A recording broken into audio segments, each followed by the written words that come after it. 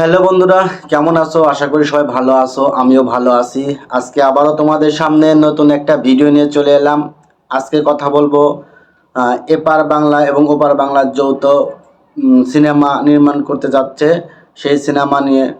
ডিসেম্বরে আনুষ্ঠানিকভাবে ঘোষণা দেওয়ার পরেও ডিসেম্বরে আনুষ্ঠানিকভাবে ঘোষণা দিয়েছিলেন রায়হান রাফি জিৎ এবং শরীফুল রাজকে নিয়ে নতুন সিনেমা তৈরি করবে। সিনেমাটার নাম হচ্ছে লায়ন। কিন্তু দু দেশের ভিসা জটিলতার কারণে এবং বিগ বাজেটের কারণে বা শুটিংয়ের জন্য সরঞ্জাম অ্যারেঞ্জ করার কারণে এই লায়ন সিনেমার শুটিংটা পিছিয়ে গিয়েছে। কিন্তু আবার কিন্তু সব কিছু উপেক্ষিতভাবে করার পরেও আজ মানে প্রযোজক সংস্থার কর্ণধার ঘোষণা দিয়েছে লায়ন আসছে 2025 সালে, এবং সেটাও আবার বিগ বাজেট নিয়ে। আর সব থেকে বড় কথা, বঙ্গোপসাগরের যে শুটিং হওয়ার কথা ছিল, আপাতত বঙ্গোপসাগরে কোনো শুটিং হচ্ছে না।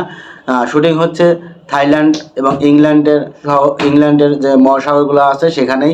অলরেডি রায়হান রাফি সেখানে চলে গেছে এবং সেখানের যে শুটিং স্পটগুলো, জাহাজ, তারপরে শুটিংয়ের সরঞ্জাম, এইগুলা নিয়ে কথা বলতে তারা অলরেডি শুরু করে দিয়েছে সেই শুটিং স্পটগুলো খোঁজার জন্য, যেখানে এই লায়ন সিনেমার শুটিং করা যাবে।